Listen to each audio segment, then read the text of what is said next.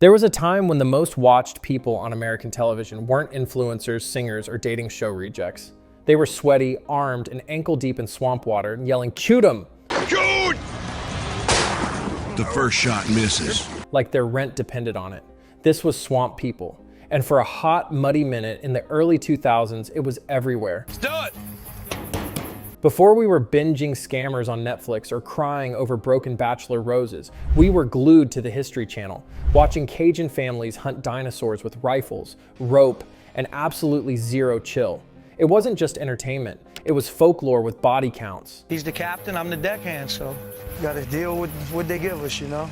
Troy Landry wasn't just a man, he was a legend in camo. Choot 'em became a national slogan. People wore it on t-shirts, posted it in comment sections, and shouted it at house pets. And for a moment, it all felt real, raw, and rugged. Like America had found its last pocket of primal masculinity and decided to give it a TV contract. But as with every reality TV fantasy, the Gators weren't the only things getting gutted. As the sun goes down on the bayou, there are 30 more lines to set. Because when you turn culture into content, something always ends up floating belly up. This is the rise, and very public swamp-dragged fall, of swamp people. Once upon a time, specifically August 22nd, 2010, the History Channel, formerly known for documentaries and Hitler reruns, decided it was time to get real. And what's more real than a man in a sleeveless shirt up to his knees in swamp water? The master hunter spots a wave and immediately knows what caused it. Shouting at a 12-foot reptile with the same casual tone most people use when ordering fast food. Swamp People was born. The premise was beautifully deranged. Follow Cajun alligator hunters in the Atchafalaya Basin of Louisiana during gator season. That's it. That's the show. No eliminations, no judges, just tags, traps, and testosterone.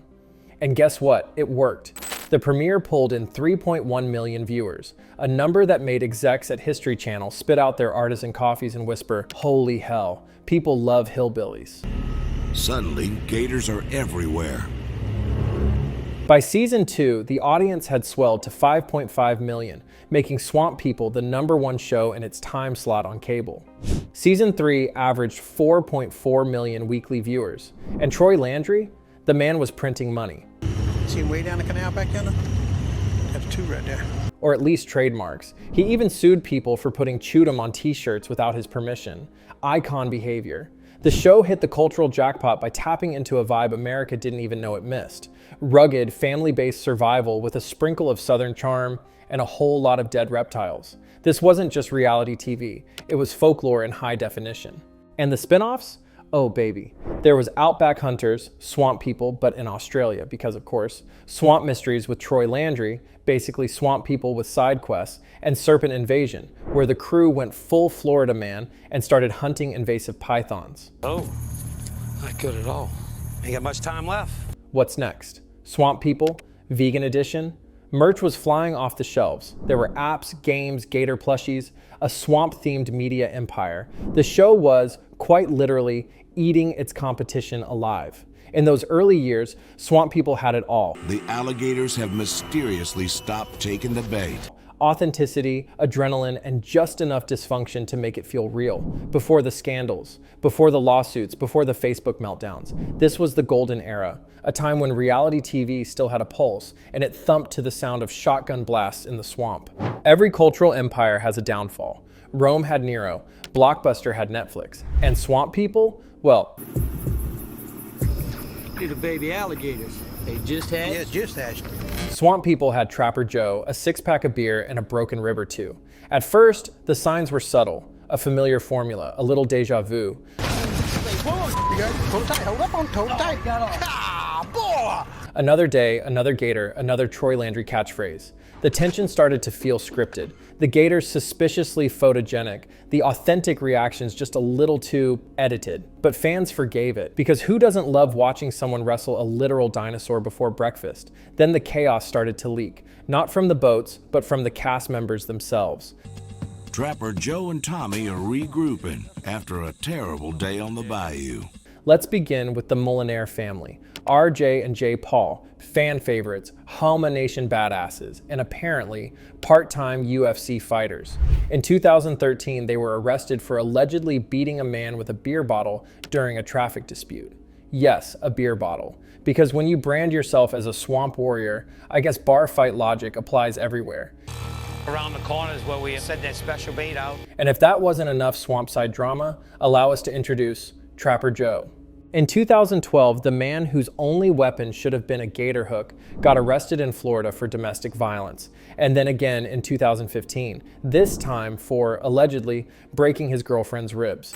Yes, 2 of them. At that point, Trapper Joe had more mugshots than tagged gators.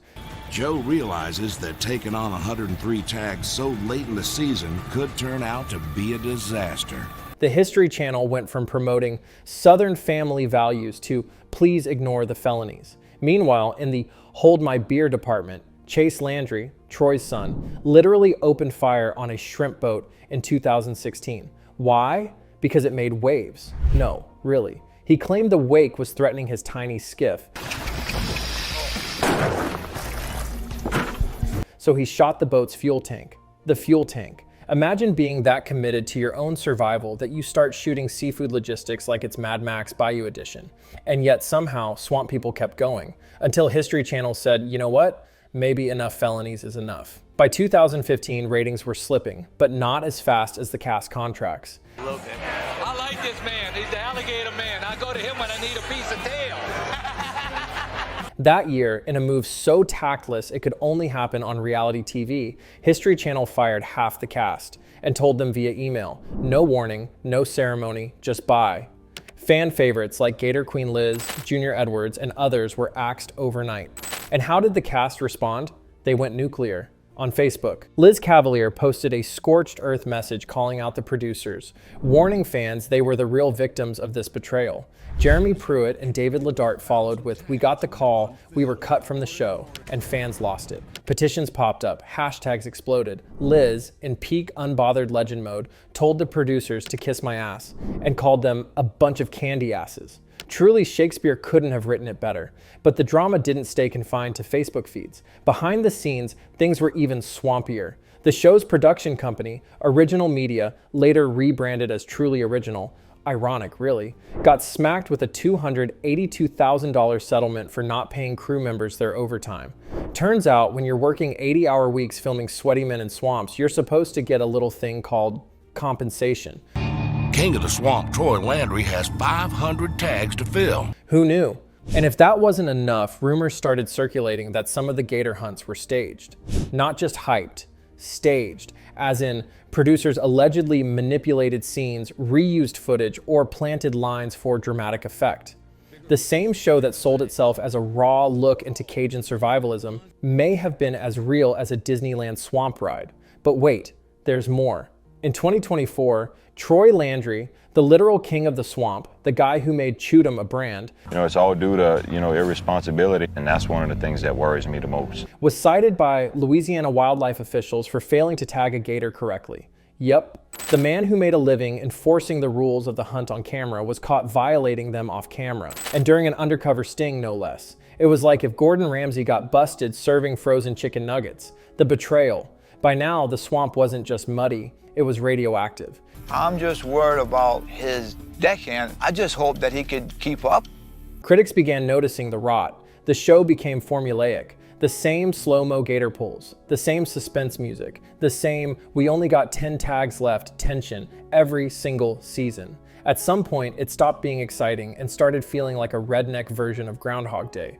Reviewers called it predictable, cheap, and, perhaps most damning, a caricature of itself. What started as a cultural deep dive into Southern life had become Duck Dynasty light, with fewer beards and more bullet holes. That's good. 38 years old. I've been doing it since I'm 8. That's a long time now. And let's not forget the ethics grenade. Animal rights activists, led by actor-turned-angry vegan Dominic Monaghan, began calling swamp people death entertainment. PETA chimed in, accusing the show of glamorizing the slow-motion murder of innocent reptiles. Suddenly, Choot Em wasn't just a catchphrase, it was a call for cancellation. Even as fans defended the hunts as part of local tradition and population control, the optics were rough. Heavily edited footage of alligators being yanked from water, flailing, and then promptly executed, complete with dramatic music and commercial breaks. As the boys head to their first line, they spot something in the water. It was less culture and more gator snuff film. And through it all, the cracks widened, the storylines became thinner, the stakes faker, and the newer cast members. Let's just say Pickle Wheat sounds less like a gator hunter and more like an off-brand IPA. By the time History officially canceled the show in 2016 after season 7, no one was surprised. Fans were heartbroken. Okay, hold on. Look straight ahead. Haters were smug, and producers were probably calculating the next spin-off, except the fans weren't done. In a plot twist no one saw coming, a massive fan-led social media campaign actually got the show uncanceled. Yes, in the age of Twitter tantrums and Facebook revolutions, Swamp People got a second lease on life, all because thousands of people screamed into the digital void, "Give us back our gators." And history listened. Season 8 was back on the menu. Troy returned, the swamp was alive again, but the cracks were still there. What had started as a mud-soaked documentary about real Cajun life had turned into a meme, a scandal machine, and a very profitable branding exercise. And yet, we kept watching. Because somewhere in that messy, violent, occasionally felonious ecosystem, Swamp People still offered a glimpse of something real. I've probably seen him 10 times, and I can't get him to take a line. Or at least real enough for cable TV. There's a special kind of heartbreak that comes from watching something you once loved turn into its own punchline. Swamp People used to hit different. It was dirty, dangerous, and disarmingly real. You watched Troy Landry and thought, this man has seen things, and most of them had teeth. But today's Swamp People, it feels like it was edited by an intern using a template called Insert Gator Here. Every episode follows the same painfully familiar rhythm. First, someone panics about how many tags they have left, as if the world is about to end. Then someone spots a gator. Cue the dramatic music, dun dun dun, followed by a clumsy chase, a splash, and a trigger-happy "Choot Em." You could replace the footage with stock B-roll of gators and no one would notice. The editing has gone from gritty documentary to glossy melodrama. I'm in my head about it. Every shot counts. I think just holding off and recollected my thoughts would be better. Slow-mo shots, over-dramatic voiceovers, tension that feels less like danger and more like scripted suspense. It's like watching a nature documentary written by someone who's only ever seen action movies. Even the once-beloved cast has been flattened into cliches. Troy Landry, once a compelling everyman with dirt under his nails and a heart of gold, now seems like a parody of himself, a human catchphrase on autopilot. You can almost hear the producers whispering, "Say the thing, Troy, say the line."